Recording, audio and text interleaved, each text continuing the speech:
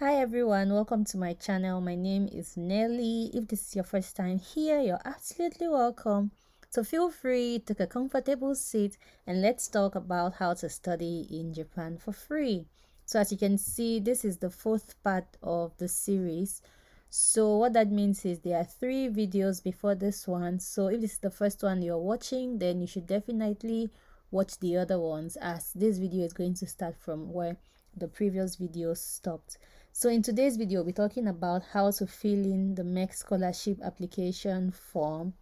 But before we get right into the video, I'd like to specially welcome everyone who joined this family after watching the first 3 videos. So if you've not already subscribed, I recommend that you subscribe to this channel, because I'll be bringing out content regarding scholarship in Japan, living in Japan, and just generally things about life in Japan. So if you're interested in studying in Japan, then you definitely do not want to miss out when those kind of contents drop. So I recommend that you hit the subscribe button and then you hit the bell button so that you get notified each time I post a new video. So now that I've spoken so much, let's get right into the video. So I've tried to make this video in such a way that it doesn't take so much time. So as a result of that, I will not really talk about each and every detail regarding the application form. I'll just highlight on a few points that I've gotten questions regarding them. So here is the application form for the undergraduate category. I'm going to leave this link in the description box so that you can easily get access to this. So from this page you can find the application guidelines, and then you can find the application form. So let's just click application form for the fiscal year 2022. So ensure that before you start filling in this form, or before you print out the form, ensure that you're filling it for the category that you're applying for. So do not fill for another category, because it's not going to be good at all. So if you're applying for the undergraduate category, then ensure that you're filling a form that has undergraduate students right here. And if you're filling for the graduate category, then ensure that you're filling a form which has research students right here. So I'll take you back now to the undergraduate category.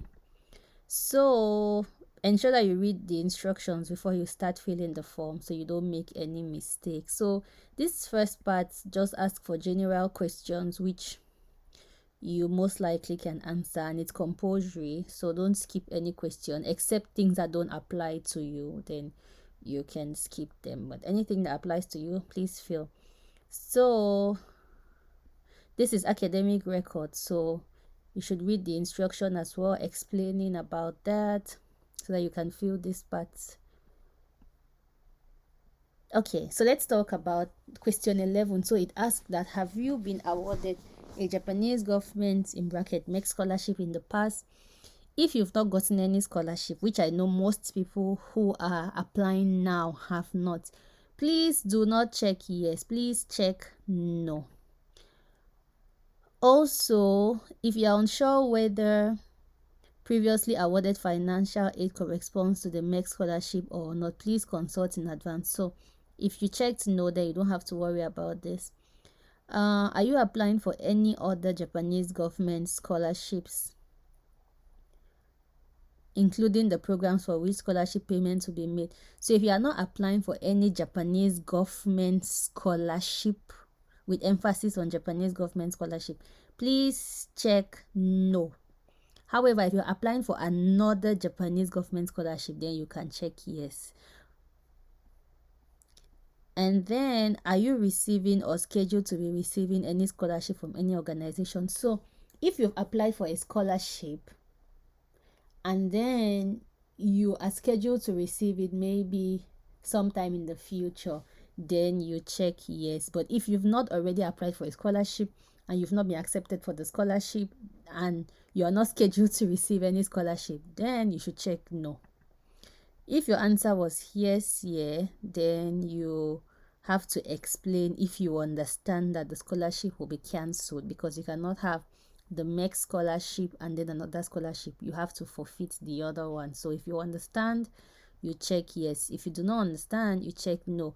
But this is only for the person who checked yes here. So if you checked no here, you don't have any business checking anything here. And then, so another question I've had people ask me is about this. So what this basically means is, what motivated you to want to study in Japan? So that's it. So write whatever thing that has made you to be interested in Japan. Is it about the technology in Japan? Is it about just the fact that you want to study the university you're interested in? One of There was a Nobel Prize recipient from that university. Then she writes, for example, my university and my program had received the Nobel Prize before I joined the university. So that was what motivated me to want to go to that university. So if that situation applies to you, you can explain it. If you just want to go to a new country and you want to learn a new culture, just anything that has made you interested in studying in Japan, you should write it here. And then the 17 says, what kinds of things do you think you can contribute to Japan and your home country through your experience of studying in Japan? So if the course you're going to study is going to be like a bridge between Japan and your home country, they should explain. For example, if you have seen that there's maybe a certain training that doesn't happen in your home country, and you feel that if you get knowledge in this, you can maybe start up a company in your home country that's going to maybe link people from your home country to come and study this particular thing in Japan, or if it's going to be a business link, anything that is going to benefit your home country or Japan from you studying in Japan, you should explain it here as well. And then yeah, you just have to rate yourself. So rate your language abilities.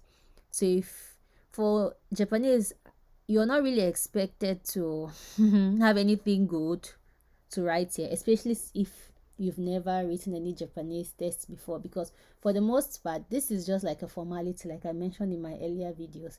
What is more important is the English section. So if you've never taken any Japanese language test, or if you've never sat in any Japanese class before, feel free to put 0 here. Nobody's going to judge you. But here, this is where it's important. So rate yourself and put right here. If you have another language that you can speak equally, write the language and then you rate yourself.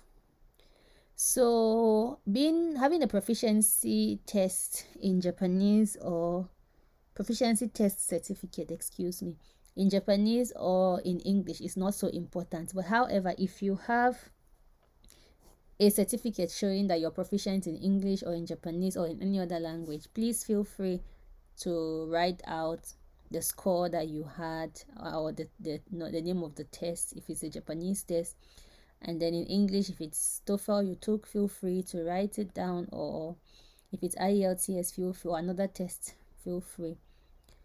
So yeah, that's just it. And then you write your signature and then the date. For me, I like to write the date on the day I'm going to submit the application form, just so that it doesn't look kind of old. Because if you're submitting the form on the 31st and then the date is like 12th, for me it's just so far. That's my personal preference though. I just prefer to write it as close as possible. So for me, you can keep this part until the day that you're going to submit the document. So let's move to the graduate students form. So same thing, read the instructions and then you just write your name. So surname is family name, given name is your first name, and then middle name is your middle name. So everything, read instructions.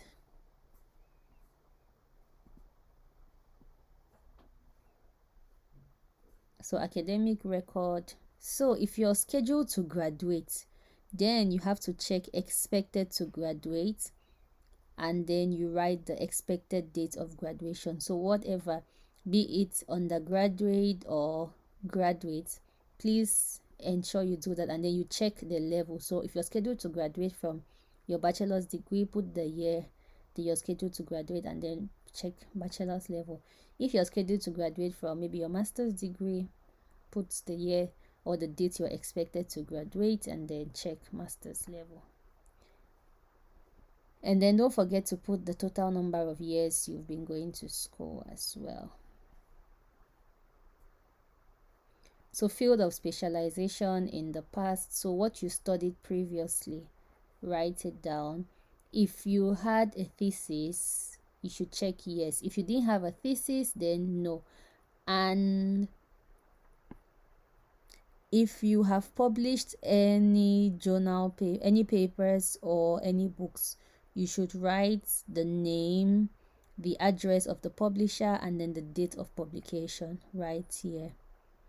And also note that you have to submit an abstract in a separate paper with your name if you selected yes. So if you said you used a thesis, then they will need the abstract of the thesis written on a separate paper. So what do you plan to study when you come to Japan? Is it a non-degree program? Is it a master's program? Is it a postgraduate program or a doctoral program? So check the one that applies to you. What month are you intending to come to Japan? Is it in April? Is it in September or October? Or are you okay with both?